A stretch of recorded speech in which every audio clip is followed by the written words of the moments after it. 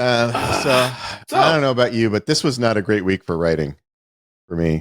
I mean, I got the You got me. first. You got me half a chapter, Got you half a chapter. Got your Professor and F. it's great, and I'm sure we'll be posting that soon. But I owe you half a chapter, which I have not done. I blame you. Yeah, well, yeah, I take the blame because it's my fault. It was just a bad week for getting things done. Is there anything that makes sense to talk about here, or is this one of those things where we look at our loyal following and say, I think it's probably the best use of our time today is probably to go over the outline that went out. I've been feeling like it's time to start talking about some larger scale stuff. Yeah. Too.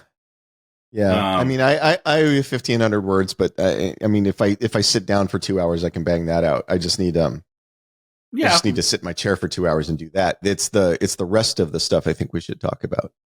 Yeah, I think. I mean, once we get that done, we know what the chapter after that looks like. That's the Denny's chapter, right? That's already pretty much set. I think so. Yeah. But at that point, we're like 10% of the way through the book. We're starting to get into the part where we should have set the table as much as it needs to be set, and we should start doing shit with it. And yep. I'm a little vague about what the tent posts are we're aiming for, and what we got the list of necessary scenes. I think it's a good list, but I thought, what are you thinking? Where are we going with this? What is the shape of this feeling like to you now that we've gotten this? Sorry, I'm rearranging my screens so I can see you and the other stuff at the same time. Okay. I mean, we can figure out our five, like we were talking about, like 5 big set pieces that we're building toward. Is that right? Or some big set pieces, or some idea of what the shape of this thing.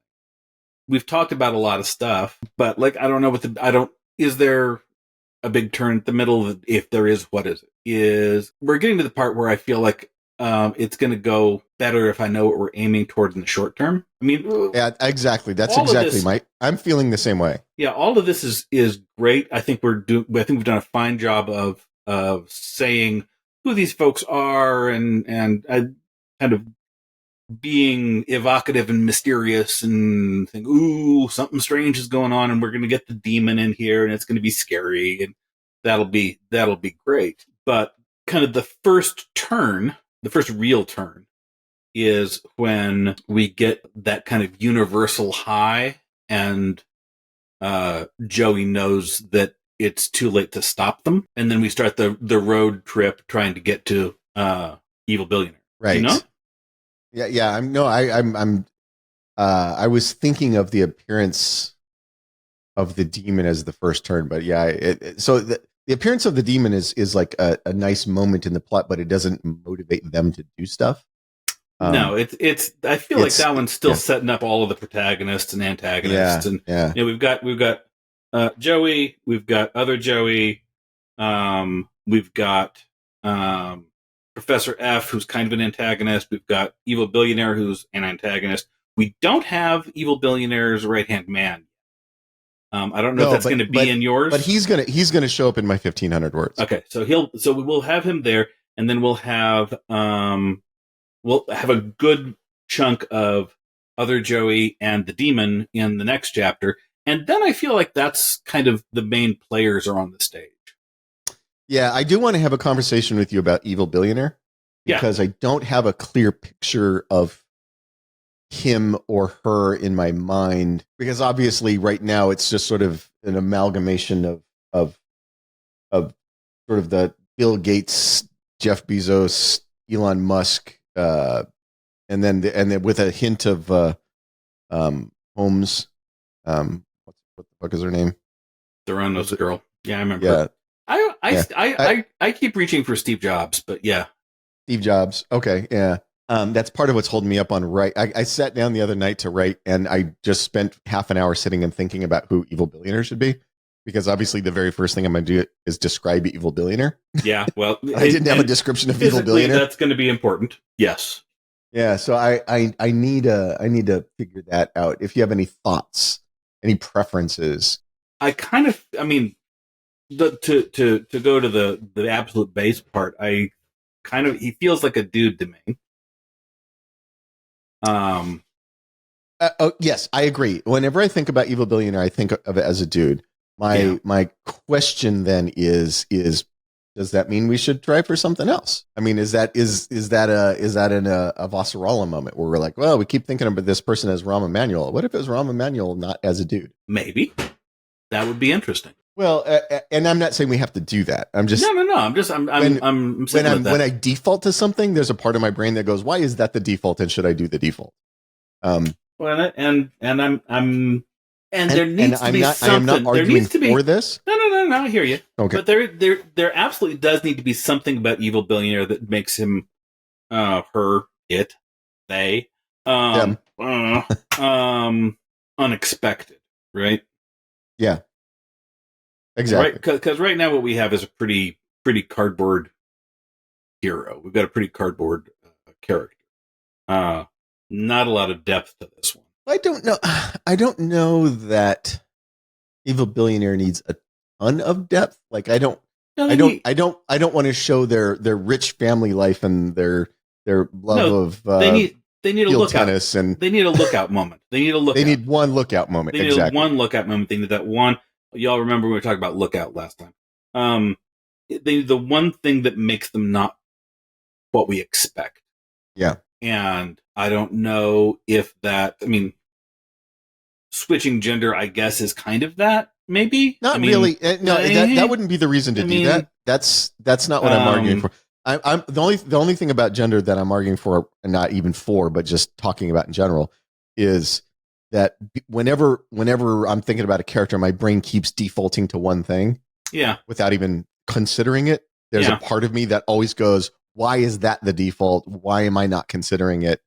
Is there a reason to consider it? Is there a reason to do something different? That's all I'm asking. And the reason to consider it, I mean, the reason I think we default to the male evil billionaire is we live in a patriarchy, and it's a lot easier for guys to have. There's way more dude evil billionaires in our world. I'm just saying. Yeah. It's Elizabeth Holmes is the only female evil billionaire I can even think of. I don't think she's a billionaire.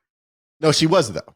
Briefly. For a minute, maybe on paper. I think if we talk about the female billionaires and kind of the model of the female billionaire, I'm pretty sure at this point it's Taylor Swift and Rihanna. Well, it's also J.K. Rowling. Yeah, okay. It's the Queen of England, and it's Jeff Bezos' ex-wife. And she's been spending a lot, though. I'm not sure she's. Oh, and Melinda Gates. Melinda Gates too. Yeah. Okay. But like Jeff Bezos' ex-wife, whose name I don't even know, Melinda Gates, who I do know because I actually worked for her briefly. She has also been spending many billions of dollars. Someday you will need to tell me that story. But yeah, I think it was when I was a consultant. My company did consulting work for the Bill and Melinda Gates Foundation. Okay. So I have never met Bill or Melinda, but I worked in their offices for ultimately, a while. They did pay some of your money. They did keep your lives on for a while. They did write my company several checks. But they do that. So the examples that I have of women who are billionaires are a couple of gigantic philanthropists. Which is going to be the Queen of England. Yeah, also not particularly. and an author who got canceled for being anti-trans. So none of those feel right. None for of this. those feel right. No, this feels like a very big tech. Yeah. Move it's fast. Honestly, break the only model that makes any sense is the Elizabeth Holmes full-on sociopath model. Yeah. But I don't know that I love that model for this because this evil billionaire actually knows their shit. Elizabeth Holmes was just a liar, right? She didn't actually know anything. Well, she was very good at what she was good at, and she was a good grifter. And she was very good at selling things that don't exist to people. That was a great. That's a skill set. I mean, I respect the skill set. I have been victim of grifters several times, and it's like it's always like, yeah, all right, well, yeah. You did good. You do have a fondness for grifters. I have a fondness for grifters.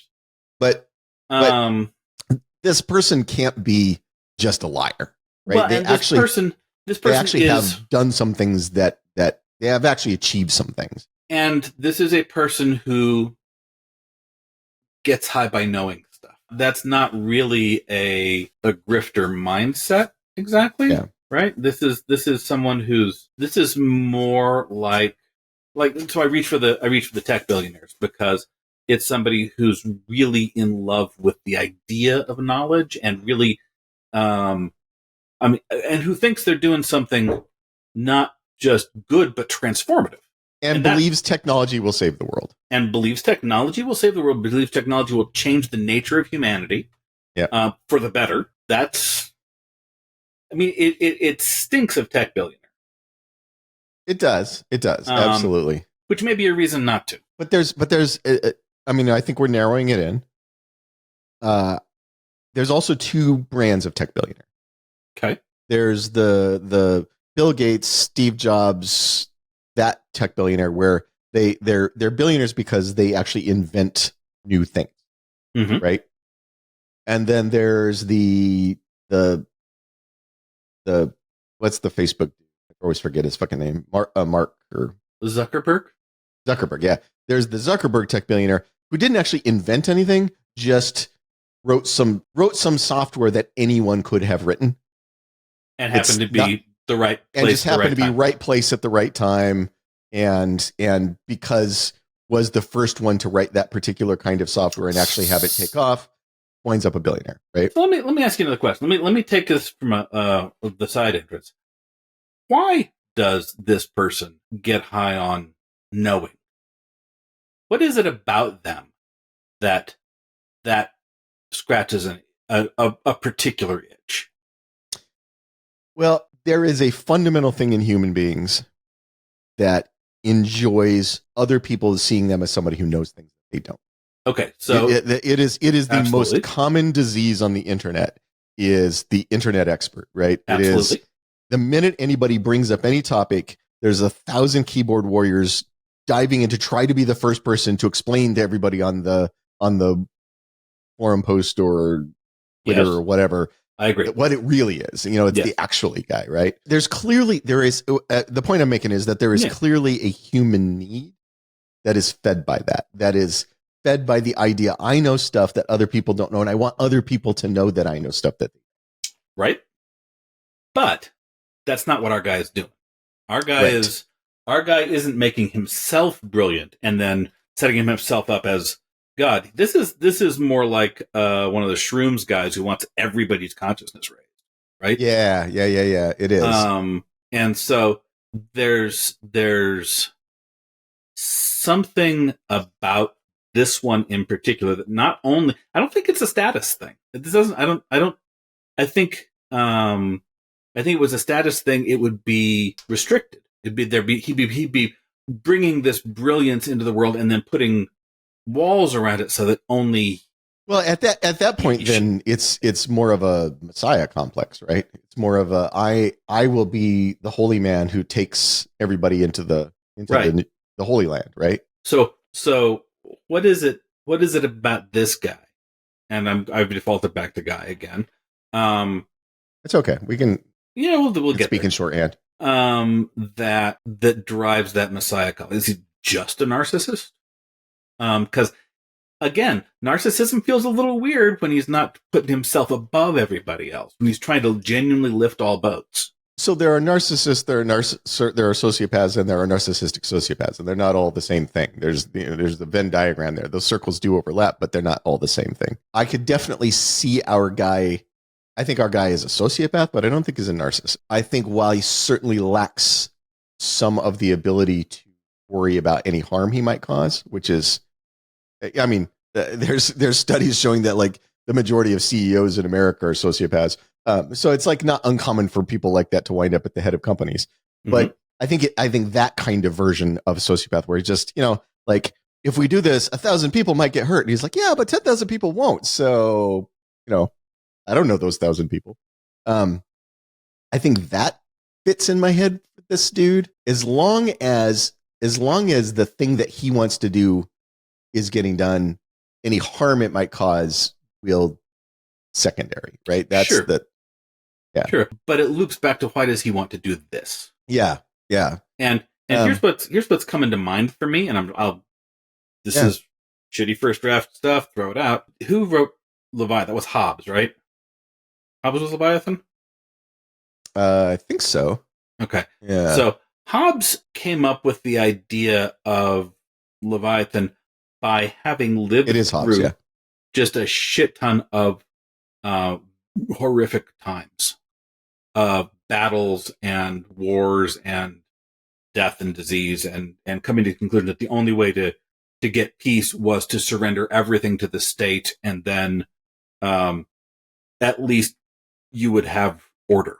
That's kind of the my understanding, my read of Leviathan. Yeah, well, it is to use the D&D parlance, it is a very lawful evil.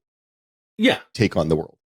But by God, it's lawful, and it's incredible. It's like, look, we need law and order, and if a lot of people got to get killed to get the law and order, we still need law and order. Because the alternative is chaos. Yeah, it's a lawful evil thing where the only alternative it sees is chaotic evil. Then chaotic good is not a thing in that. Yeah. And it defines chaos as evil. Because it's based in Hobbes's experience. And the trauma that he went through, and the trauma that he saw visited upon his culture and his people. We got some folks who have lived through trauma. If Evil Billionaire is Syrian, Lebanese, if Evil Billionaire has seen what he thinks of as the fruits of human stupidity, and thinks that what he's doing is fixing the engines of war. I don't agree that would work. I don't think he's right. But if he thinks that, then I kind of understand why he wants to lift all boats. I kind of understand why it's not just, I'm going to do this for my own aggrandizement, but I'm going to make, I grew up with air raids. I grew up with bombs falling around me. I got out. I got here. I made my way here. I have found this thing. This is the answer to the quest I've been on since I was a child, which is how to fucking stop that. And I'm going to do it by making everybody wise, whether they fucking want it or not. Well, the part of that I think is good is there has to be some trauma that informs this. For sure. Right. Generally, sociopaths are not created in a vacuum. There's something early on that teaches the young brain that empathy is damaging. That empathy is a weak point, and starts searing that. But this guy's weird because he is both empathetic and not, right? I don't think he is empathetic. I don't think he's doing something that he sees as for the benefit of the world. That's the version in my head. Yeah, but I think when you're forcing your solution onto people, whether they want it or not, it doesn't come across as empathy. Okay. I think it is. He's looking. He is, in his view, looking out for the best interests of everybody. And little skewed, little wrong, not right, but not just mustache twirling. Ha ha ha ha ha! I am possessed by the spirit of the notebook page, and I shall blah blah blah. No. He has to see something he wants there. He has to see something that he thinks makes the world. Because so the thing with this sort of megalomania is that it. I have a vision for the world, and I never even question that my vision is right. Right. That if everybody could just do what I fucking tell them to do, then everything would be great. It would be fixed. Here's the solution. All we need to do is what I fucking say. Yeah, do what I say, and then everything will be great. Right. And I like the idea. So, I mean, there's a couple of ways to get to that point. One of the ways is what you're talking about. If you grow up in a war zone and you watch a lot of trauma fairly young, and your brain goes, "Oh, empathy is a weak spot. Let's just turn that off." That's one way to get there. The other way to get there is obviously parental abuse will get you there. We can do. The war zone doesn't need to be a city; it can be a house. Yeah, exactly. There's something to be said for, and again, we're flailing around here. So Absolutely, I'm not arguing for this. This is just sort of popped into my head. There's something interesting to me about children who spend their whole lives trying to win the approval of parents who are dead and will never give it. Mm-hmm. I mean, we know some people like that, right? They're still trying to win the approval of dead fathers, right? And it's like, they're dead and they're never going to give you their approval. And the memory you have of that person is always going to be disapproving. So you will never succeed. And so the whip goes on forever. It goes on forever. Yeah. But the thing that just popped into my head is like, what if you're Eric Trump? Right? Like, you grew up with enormous wealth and privilege, but everybody thinks you're an idiot. Your father, and I'm not talking about the actual Eric Trump. I'm talking about sort of the archetypal, the elder scion of Eric Trump. Yes. Yeah, the elder scion of a wealthy and important family that has been, everybody discounts because he's a trust fund baby. Yeah, everybody, and everybody's like, haha, your dad's going to jail. I mean, that whole thing. Who's it's the Clarissa Mao thing, right? It's the my dad was right and the world destroyed him. Mm-hmm. Right. And I need to prove him right. There's something about that I always find fascinating. I'm not saying we should do that for this, but there's just something about that. The person who's desperately trying to rescue their parents' legacy. There's also the version of this where the lifting of everybody is to show that this person was right all along. Yeah.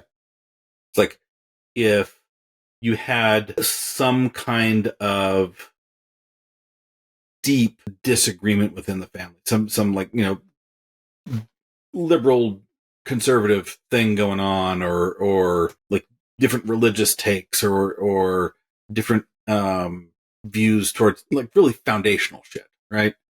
And then this, the way that Cthulhu is getting his hooks in this particular guy is giving him the way to lift everybody else up so they can see he was right. Emotionally, I mean, I don't know. Functionally, I think parents are probably dead. I think the idea that this is actually a solvable problem doesn't serve us. But yeah, exactly. But the emotional drive being, fucking look, I was right. Fucking, I'm just get up here where you can see it, and everybody can see I was fucking right all along. See, I'm not wrong. I understand that as a drive. Yeah. So as you're saying that, the thing that's popping into my head is the whole growing up in a place where people kill each other over fractional religious differences. Yeah. It's the whole Catholic versus Protestant killings in Ireland, for right? Example. Or Sunni versus Shiite killings in the Middle East. It's where it's like the rest of the world is going, you guys know you're the same fucking religion, right? We can't tell the difference between you. And they're going, no, there's vital differences and we have to kill each other over them. It's like, no, I'm pretty sure there aren't. I mean, I can cover you both with the same thumbnail. Yeah, there's something in that where it is like, you can see a person going, if you could just step back 3 inches and get a slightly wider view, you would all stop doing what you're doing. So if Evil Billionaire's parents were Orthodox and he's Reformed, if they were anything like that, right? Yeah, something where they were really they were well, and I think And it doesn't need to be religious. I think Evil Billionaire doesn't subscribe to any creed. I don't think Evil Billionaire is rich. I mean, excuse me, he's rich, but he's not religious, is what I meant to say. Yeah. I don't think he's a religious person. I think what he's looking at here is grew up in a place where there is an enormous amount of trauma that comes from, at least in this version. I'm not arguing that this is the final version. Yeah. But it's somebody who grows up in a place where there's an enormous amount of trauma that comes from fractional differences, and going, guys, just step back 3 inches, take a slightly wider view, and has been trying to solve that problem which leads me to believe that if that version of Tech Billionaire is not, I designed a new microchip Tech Billionaire, that version of Tech Billionaire is, I designed a new kind of social media. I designed a way for people to get a broader view of the world. I'm going to invent the version of Twitter that does not allow you to silo yourself.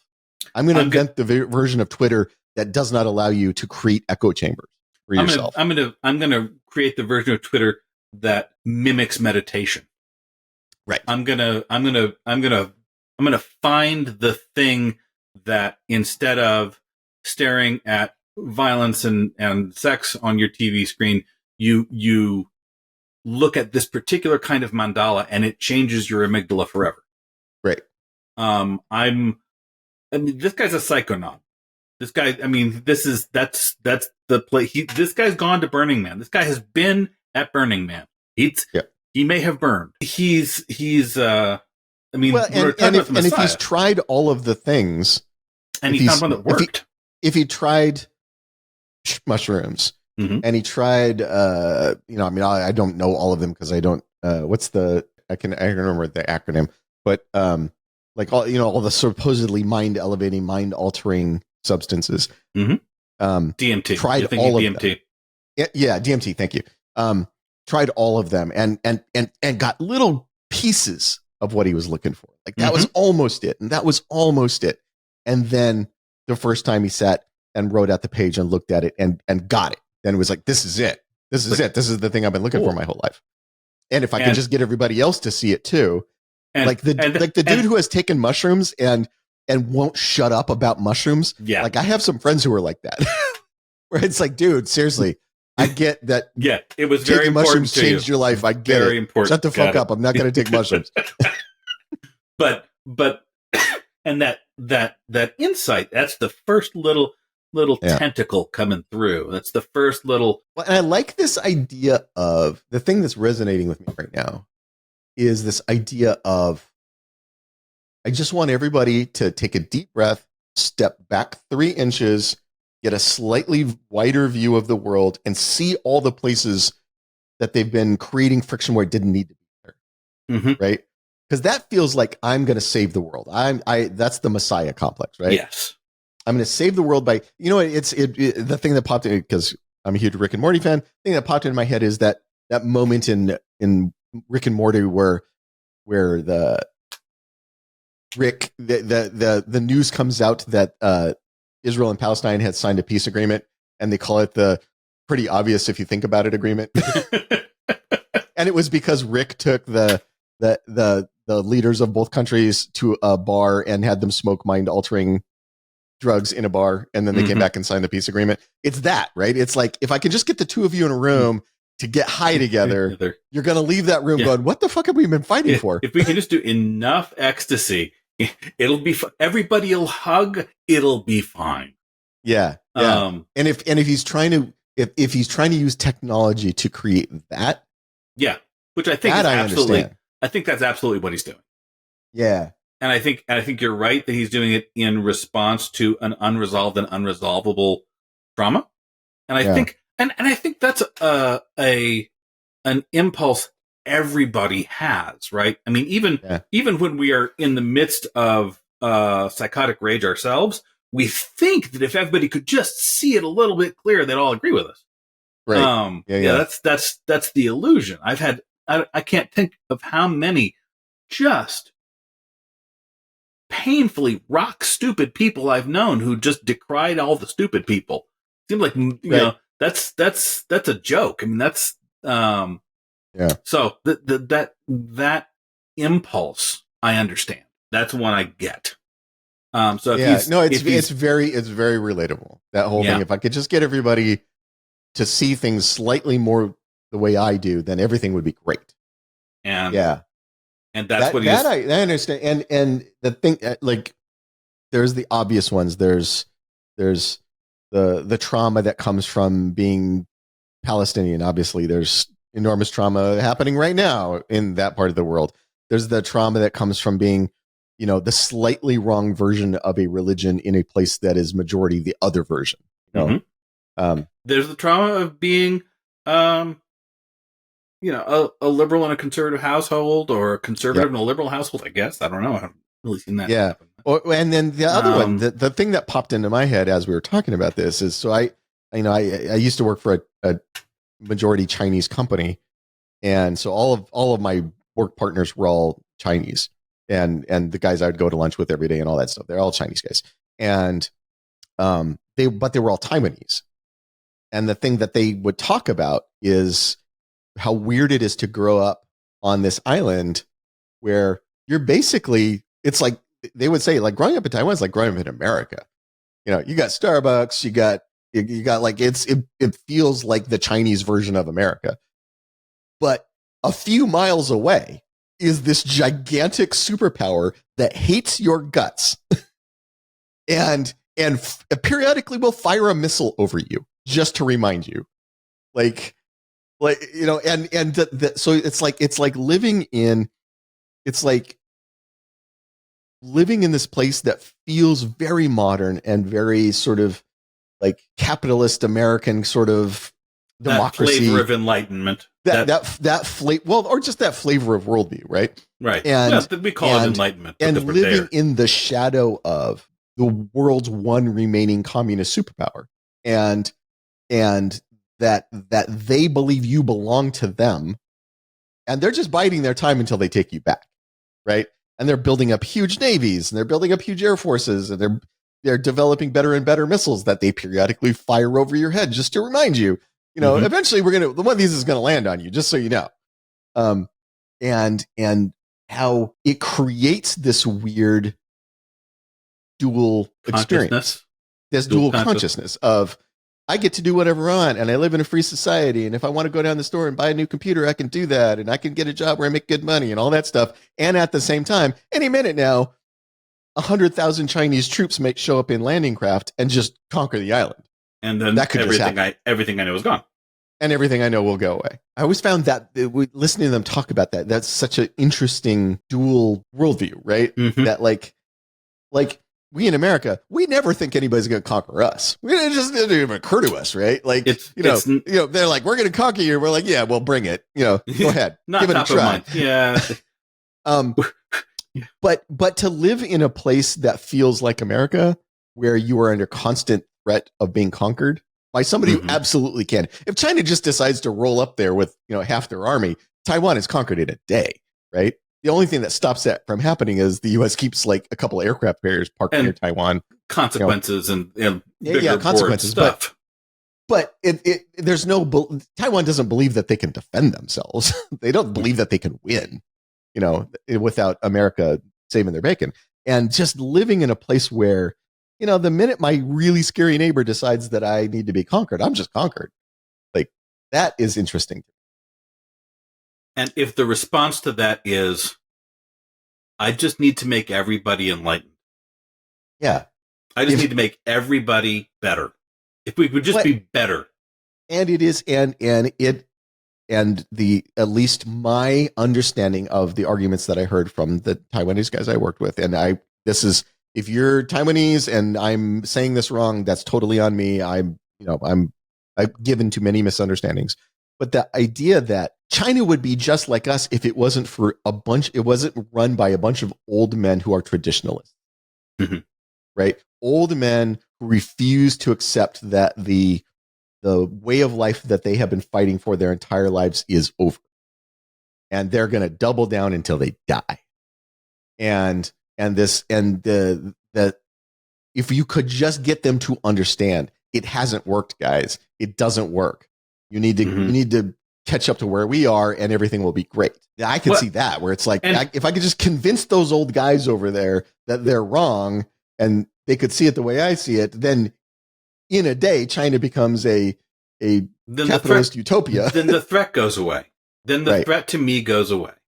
The threat to this is. I mean, except for the fact that we're putting a gigantic reality-eating monster behind it, it's not a bad argument. No, it's not. We are, however, putting reality-eating monster behind it. I think the reality-eating monster is a metaphor. Do you think so? I do. I think it is. I think because what we're talking about ultimately here is homogenization, right?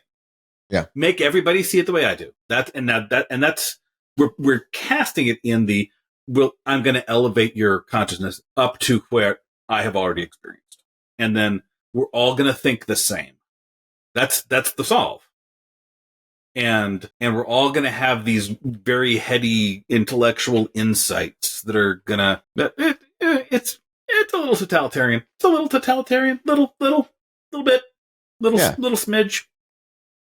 So yeah, I think Cthulhu in this case, probably not pro-democracy. So, I mean, the little Narain homunculus in my head is talking right now and is going, for Evil Billionaire, what does victory look like? Mm-hmm. If Evil Billionaire succeeds and the world changes in the ways that Evil Billionaire wants the world to change, what does it look like?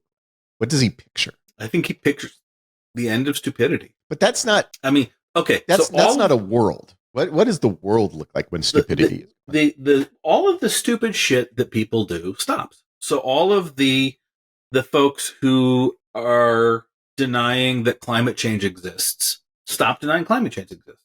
All of the people who are doing irrational, self-harming things, stop doing irrational, self-harming things. All of there's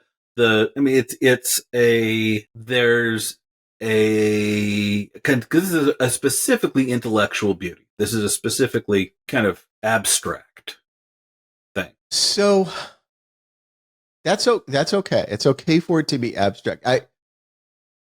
I'm trying to remember what the name of the book was. There's a really specific thing I'm looking for here. So. All right.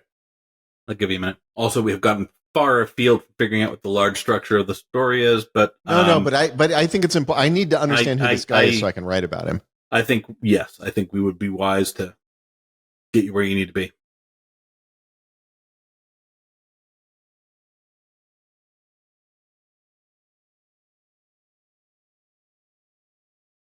Okay, it is. Okay, so the book that I'm thinking of is Midnight. Did you ever read Dean Koontz's book, Midnight? I actually have a copy of it. Okay.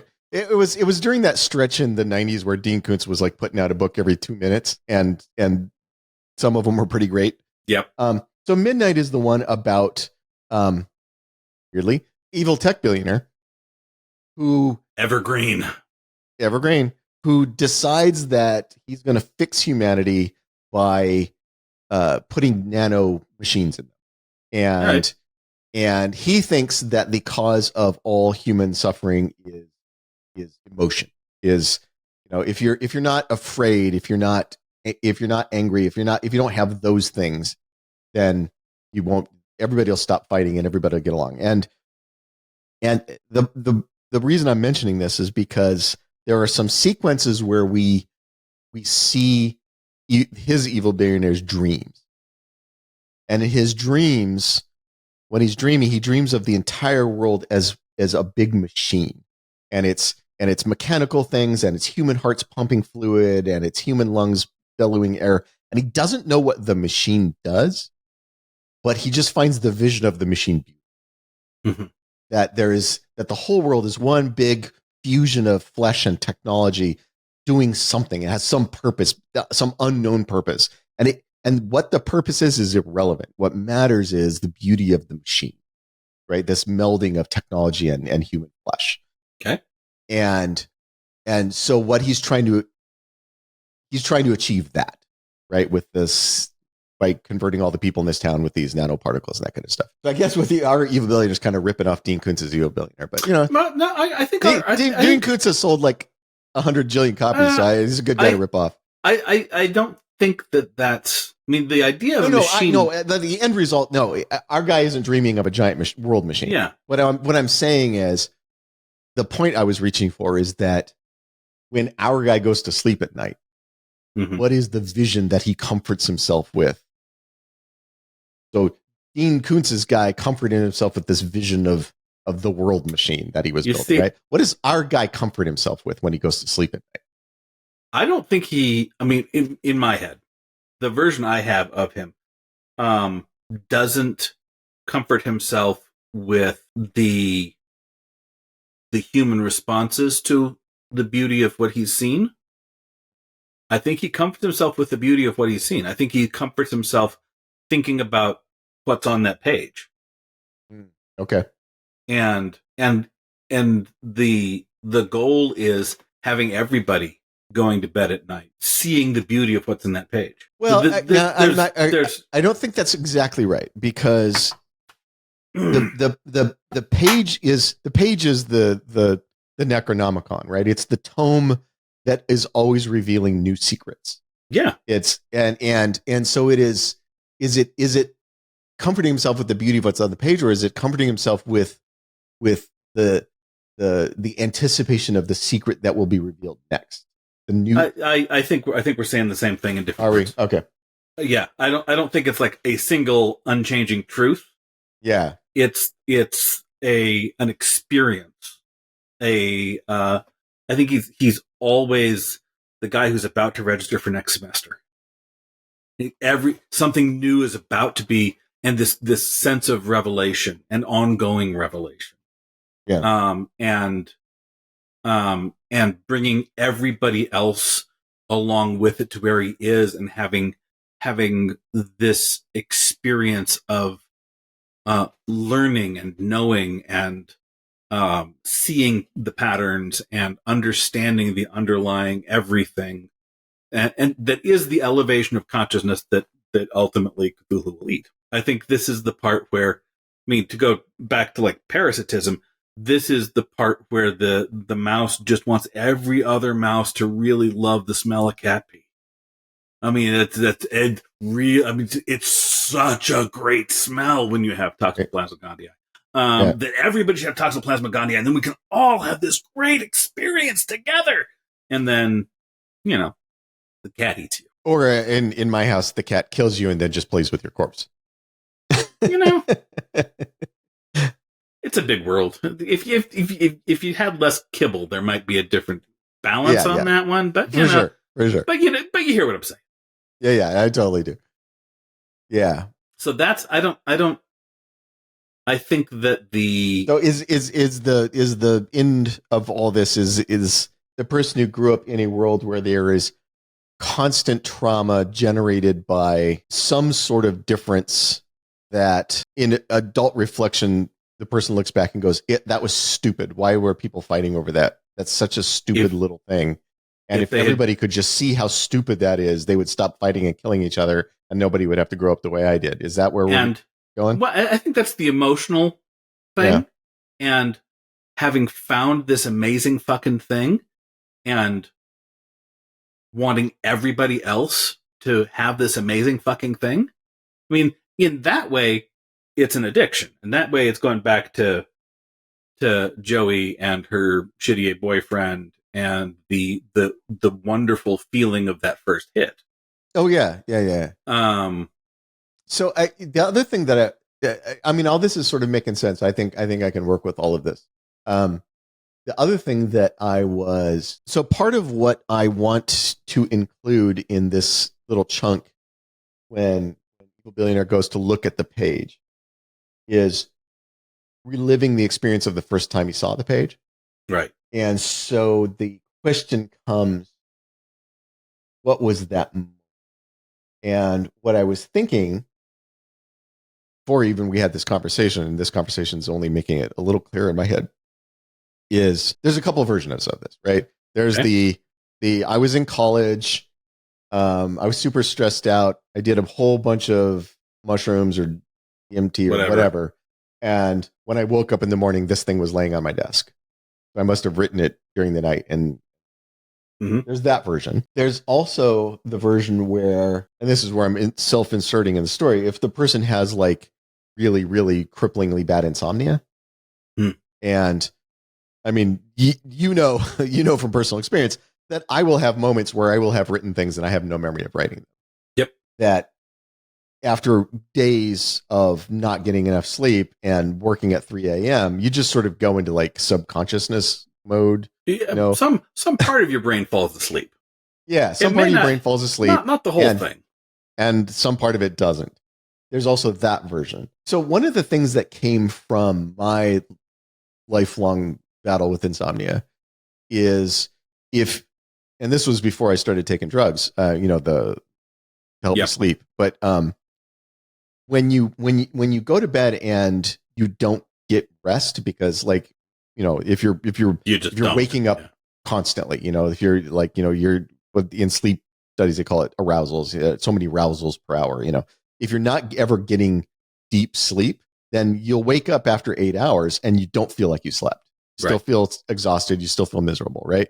And one thing that comes of that is an impatience with the necessity of going to bed, because a lot, like Janae sleeps like the dead and she loves going to bed. She loves going to sleep because she falls right asleep and she wakes up the next morning and she's rested.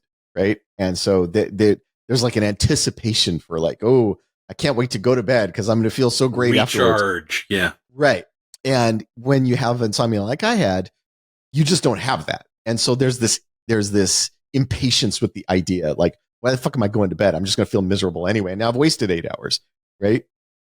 And there is a certain manic energy that comes from that. And I'm picturing like this guy with that, like this impatience with the necessity of sleep, that like this insomnia driven impatience and the sort of the manic, like if I go to sleep, that's 8 hours I could have spent working. I could have got something done. Yeah, I feel like shit anyway. Might as well have got something done. Now right. And then now I never did this, but I know that when I was studying insomnia, because I was trying to figure out how to stop having such terrible insomnia, a lot of people with insomnia wind up actually starting to take uppers, because you can replace the good feeling of having been properly rested by like just taking some meth or some other thing that like artificially gives you a feeling of being of well-being, more rested than you actually are.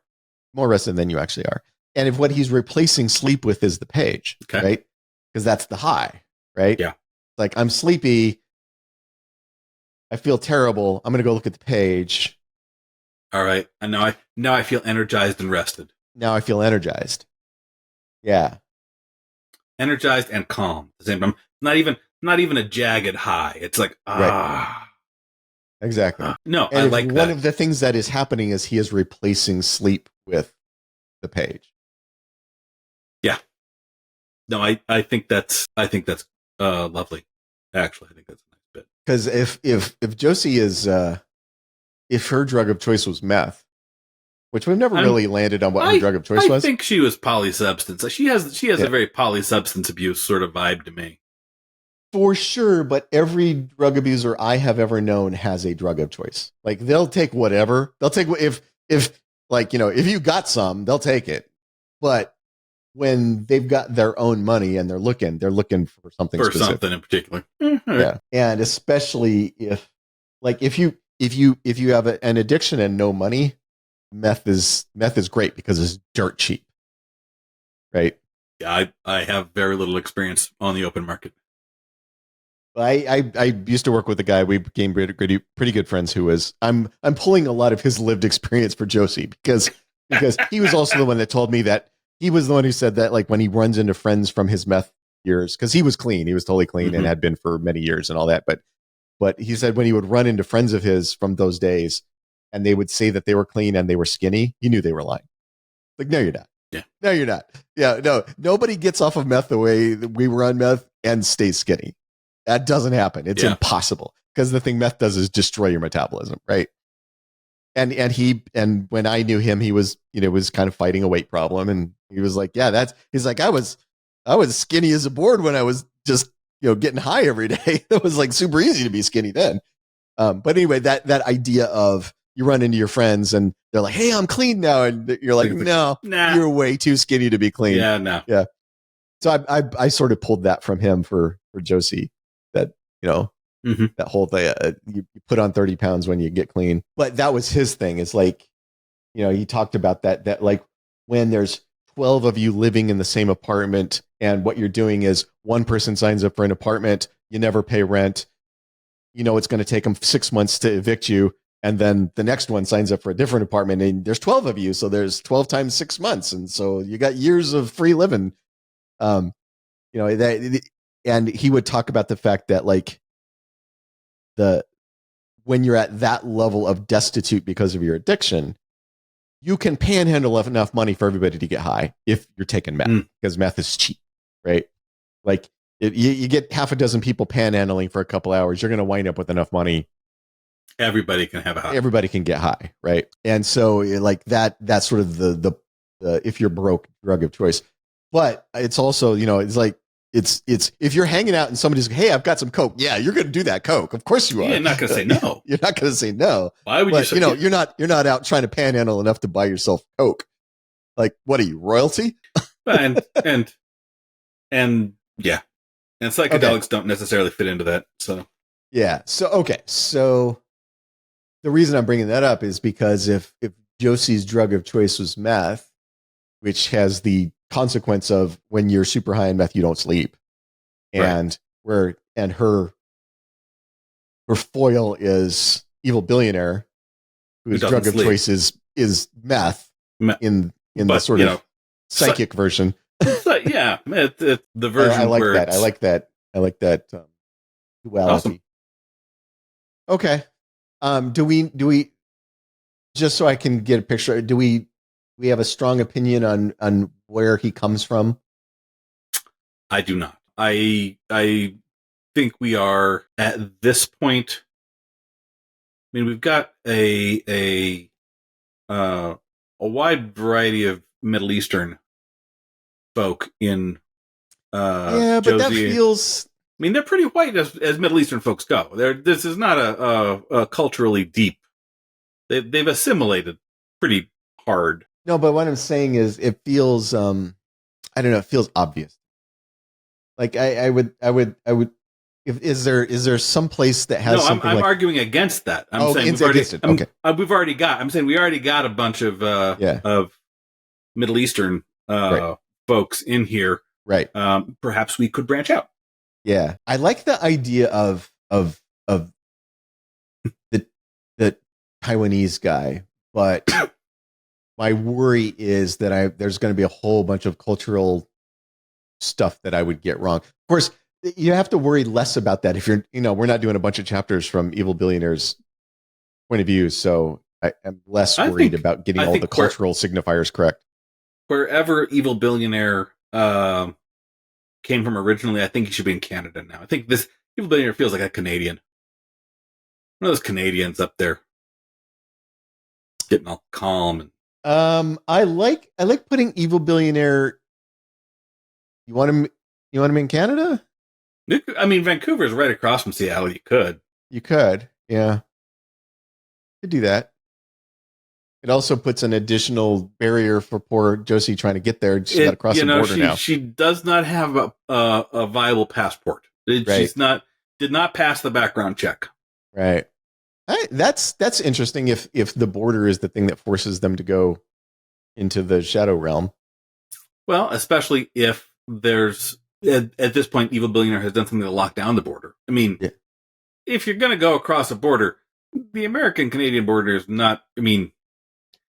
You can drive and just walk. It's not that hard. But a national border. As somebody who just crossed the border into Vancouver in the last couple months, you better have your passport. Well, no, I'm just yes. But if you're trying to smuggle, if you're trying to sneak, if you're trying to, if you're trying to sneak, you can probably sneak.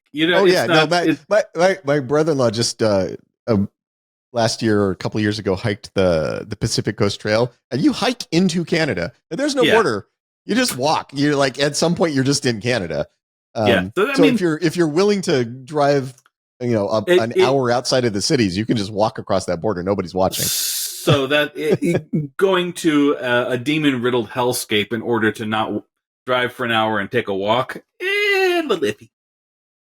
Yeah. We'll figure that out. Well, the other version, that's interesting. The other version that just popped into my head is Evil Billionaire Mexican, because there are some billionaires in Mexico, and there's plenty of there's some razor wire. There's some razor wire on that border. There's some. That's interesting. And the thing that immediately appeals to me about that is when you say evil billionaire, nobody pictures a Mexican dude. That is true. We think, oh, he must be with a drug cartel. No, actually, he just. And especially if now the thing that pops into my head is if you got a kid whose parents fled the home country because it's filled with violence and corruption and all those sorts of things, and they're like, we're gonna take our kid to a new country and he'll stand a better chance, right? Mm-hmm. And kid excels, goes to Stanford, gets a couple master's degrees in technology and stuff, and then goes, I'm going back. Like, doesn't have a hint of a Mexican accent, barely speaks Spanish because his, like my mom, her mom wouldn't speak Spanish to her because she wanted her to sound like an American, right? Wanted to assimilate. Like this kid, like, doesn't have a hint of an accent. Parents never really spoke Spanish in the house, so he barely speaks Spanish. And goes, I'm moving back to my home country, and there's no reason Mexico can't be America, can't be as wealthy and as free and have all the same advantages America has. They have all the same stuff. I'm going to go back and I'm going to save Mexico with the power of my awesome technology, and is constantly stymied by petty corruption and going, look, you are fucking things up so that you can get $100 bribe. It's not that much money. Stop fucking everything up for $100. Like, if I could just get you to see that we can make this better if everybody doesn't have their hand out for $100 for like a minute, we can make the whole thing better. Like, that is interesting to me. Well, I live in New Mexico, but I'm the most Anglo man you know. So I'm gonna hide behind you when it comes to questions of whether Oaxaca is the right place for it. I'm thinking Mexico City. Mexico City is beautiful. It's a good place. I mean, I'm thinking a guy who bought a building, like a high rise in Mexico City, and it is where his corporate headquarters are. And I'm also liking the idea of the contradiction in, I'm going to save everybody with the power of my technology. And also I'm in Mexico because the labor here is really cheap. And I'm going to save my people whose language I don't speak. Right. I'm gonna take all of these people and show them that they're just stupid. If they just could see things the way that I do, there is a satanic arrogance in there. For sure. And it is the foreign savior complex, right? Like, I have the wisdom of the foreign land, so I will come and teach you poor peasants. It's how to save yourselves. It's the white savior, only the whiteness is a learned behavior. Yeah. That's something interesting about deep that. Cultural artifact. Yeah, it's something interesting about that, because it is it's a couple generations back. It's my mother's family, right? It's they flee Mexico, and then they're trying to raise their kids to not sound like Mexicans. And then here you are, not sounding like a Mexican. And I speak almost no Spanish at all, and my mother spoke almost no Spanish, and my grandmother totally spoke Spanish, but just didn't speak Spanish around her. That's really interesting to me. Or to avoid the obvious pitfall there, the guy who went back to Mexico, bought the big building, said, I'm going to drag the whole country up with the power of my brilliance. And I will turn Mexico into America South with my, and failed and got driven back into the United States. I don't think so. No? I think if we're going to do this, I think we should do it. I mean, there's a lot of argument about why Mexico should be a legitimate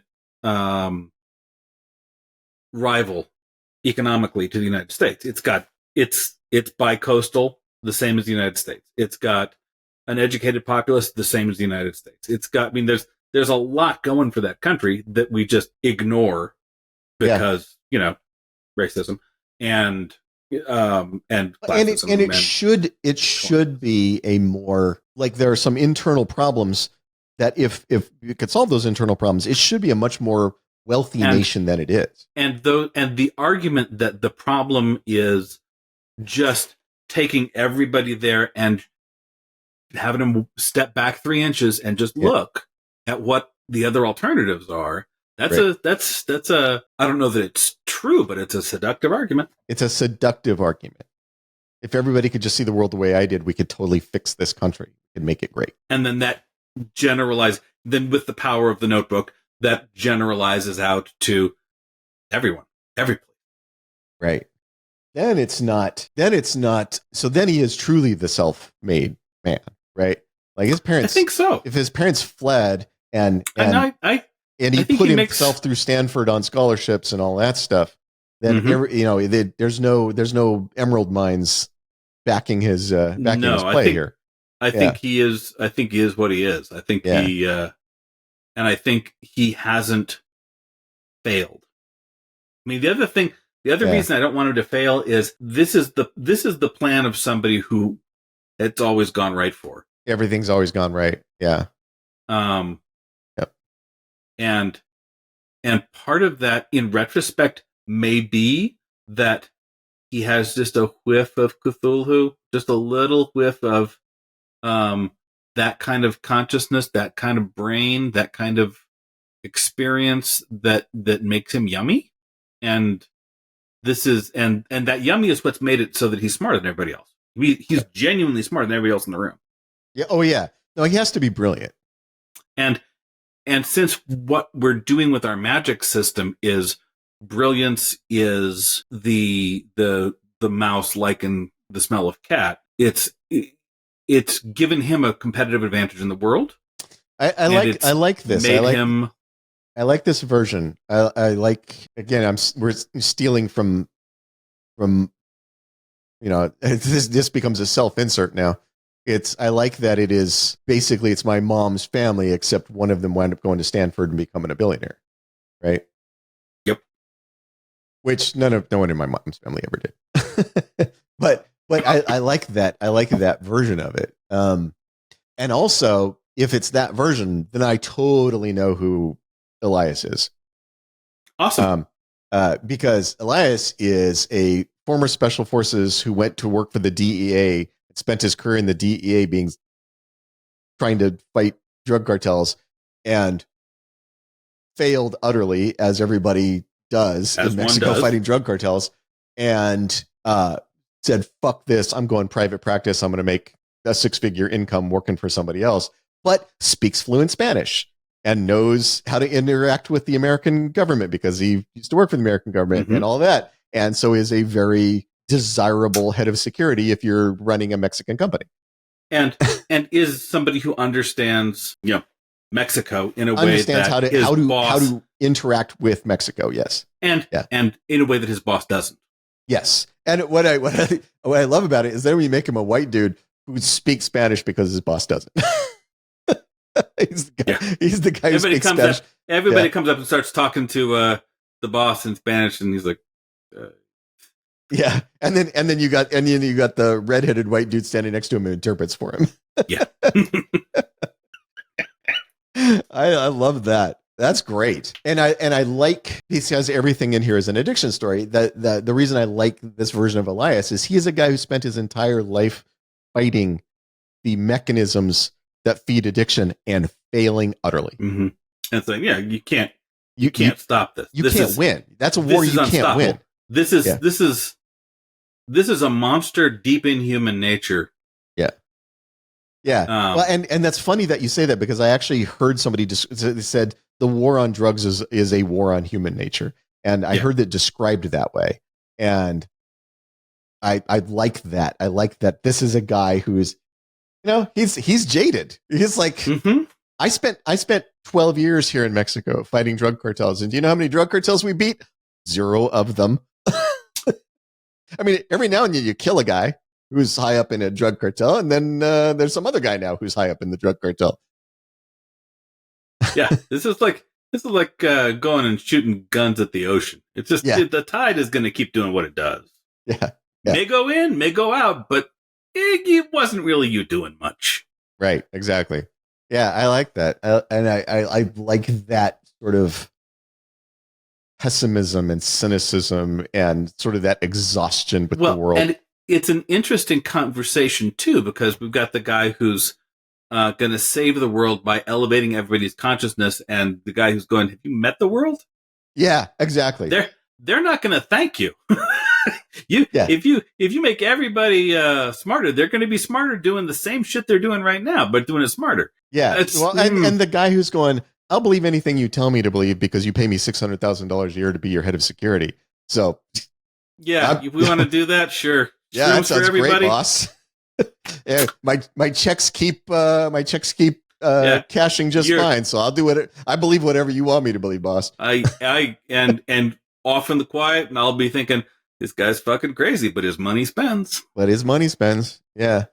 And then when he starts seeing actual weird, it's like, oh, then we have a reason why he starts changing sides. Well, there's that moment when he realizes that he's working for potentially the biggest cartel boss in the world. Well, and when he realizes that he's working for somebody who will get all of us killed.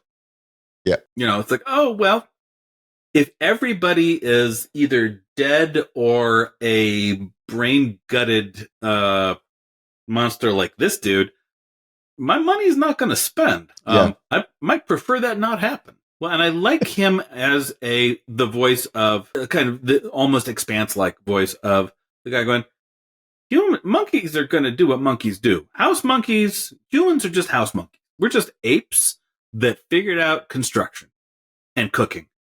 And they're going to keep doing whatever they do. The idea of turning them into something else, you better ask why somebody wants to do that and what they want to turn them into. And yeah. Okay, these guys are starting to coalesce in my head now. I need to do this is going to slow me down a little bit because I need to do some research on I need to understand Mexico City a little better. I mean, I'm not going to do a ton of it. We're not going to do a deep dive on living in Mexico City for sure, but I want to have the neighborhood right. Sure. Well, and you got, get on Google Maps, get Street View, see what the joint looks like. Yeah. Get some... I need to do that. Yeah. And I Elias is so much clearer in my head now what he is, like the because he's the guy who started out gung-ho and has been absolutely every bit of gung-ho he had is gone. Right? Like the guy who joined the army at 18 and wound up in the Ranger reconnaissance group and is special forces and then gets out and joins the DEA and gets sent to Mexico, learns Spanish, learns the language, learns how to, because he's going to fight the drug cartels. And then 12 years later, he's like, fuck this. I'm out. Somebody pay me a lot of money now. Yeah. Cool. Yeah. Who got burned out on patriotism with, like all the pointless wars, got burned out on saving the world with all the pointless war on drugs. And now at this point is just like, there is one thing left for me, and that is to collect a gigantic paycheck. Yeah. My plan is now to fully fund my retirement account. Yes. Yep. That is my goal in life. All right. Well, and you only got 1,500 words to do it in. If you need more, I'm not going to obviously explain all of these guys, but knowing what they look like is huge. Cool. Right? All right. So are we good for this week? I think so. Yeah. It's going to take me a little I got to figure out some stuff, get some of the details right for our guy and come up with a name for him and all that stuff. I don't know if you get it wrong, we can change it. Yeah. I don't need the only thing the thing that popped into my head is him sitting in his office describing that it's his office is high enough up in the building that he doesn't hear the street traffic from, and then the name of the street that's going by. So I want like a busy main thoroughfare going through the business district of Mexico City, so I can get that detail right. I mean, that's the first things that popped into my head. Yeah, I hear you. And then I'm gonna need to come up with a name for Elias and a name for our evil billionaire. And besides Elias, huh? Something besides Elias. It's a little on the nose. A little on the nose. A little on the nose. I mean, I everybody who listens to this would know what we're doing, but I don't know if everybody who read the book hadn't listened to this would know what we were doing. I think Elias would know what we were doing. Elias would totally know what we were doing. I expect a phone call from him. Yeah, no, totally. All right. I think that is it right now, and I can get to work on that. And then I guess we should think about like for next time we should start thinking about what our big turns are. We should think about what the big turns are. We've got the Denny's scene still to go. We can keep a decent pace with new word count with that. But that means I got 4,500 words on me. You know how hate doing the work. if you need to tag out, I can take a piece. No, just say the word. I'll do it. All right, and then we should figure out. Then I think it's time to do kind of the large scale outline. We haven't really done one of those yet. I think it's time to do one of those. I think I agree. So that's next week then. All right. Sounds good. We'll see the rest of you then.